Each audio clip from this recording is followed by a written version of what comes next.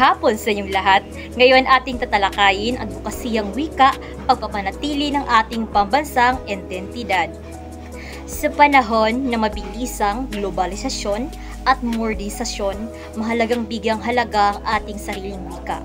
Ang advokasiyang wika ay isang kilusan naglalayong protektahan, palakasin at ipalaganap ang wikang Pilipino at mga katutubong wika sa bansa. Hindi lamang ito isang paraan ng komunikasyon, kundi isang mahalagang bahagi ng ating kultura at identidad bilang mga Pilipino. Sa bawat sulok ng Pilipinas, mayaman ang ating bansa sa iba't ibang wika at dialekto. Ang mga ito hindi dapat kalimutan o pag-iwanan sa gitna ng pagtanggap natin sa mga banyagang salita. Sinusulong advokasiyang wika ang patuloy na paggamit ng ating sariling wika sa larangan ng edukasyon, pamahalaan at media. Ang mga wikang ito hindi lamang simbolo ng ating kasaysayan, kundi mahalagang bahagi ng ating pagkatao at pakikipag-ugnayan.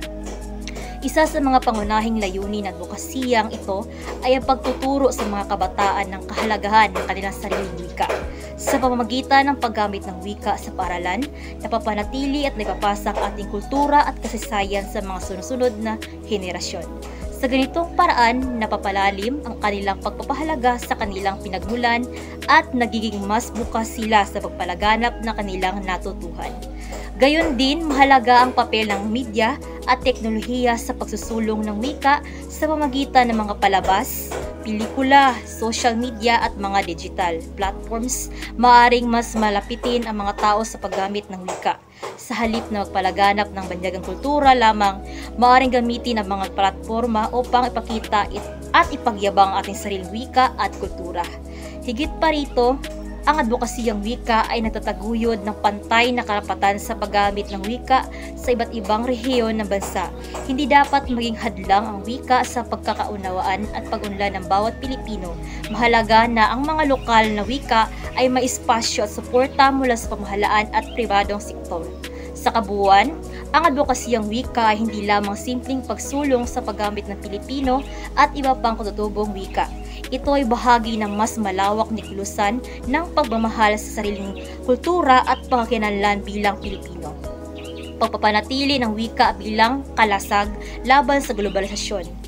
Habang patuloy na dumarami ang impluwensya ng mga banyang kultura at wika sa ating pang-araw-araw na pamumuhay, ang advokasiyang wika ay nagsisilbing kalasag laban sa tuluyang pagkalimot sa ating pambansang pagkakinlanlan.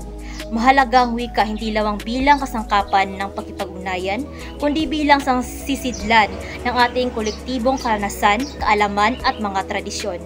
Sa mga makabagong anyo ng komunikasyon tulad ng internet at social media, may posibilidad na mas mangibabaw ang mga banyagang wika lalo na sa mga kabataan.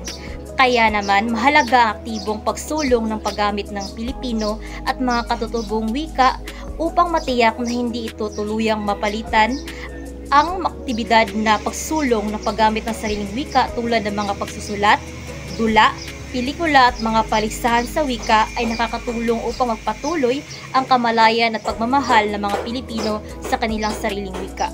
Edukasyon at patakarang pangwika. Isang kritikal na aspeto ng advokasiyang wika ay pagpapalakas ng Mother Tongue-Based Multilingual Educational or MTBMLA sa bansa. Sa mga unang taon ng pag-aaral, mahalaga na gamitin ang katutubong wika bilang pangunahing wikang panturo dahil pinatutunayan na pag-aaral na mas mabilis matuto ang mga bata kung gagamitin ang wikang kanilang kinaigsanan.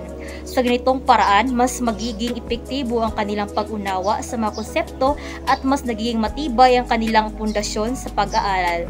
Samantala, ang pagpapalawak ng Pilipino bilang wikang pambansa ay isang mahalagang hakbang upang mapanatili ang pagkakaisa ng bansa, ngunit kailangan ding bigyan halaga ang iba pang wika sa bansa upang hindi sila tuluyang maglaho.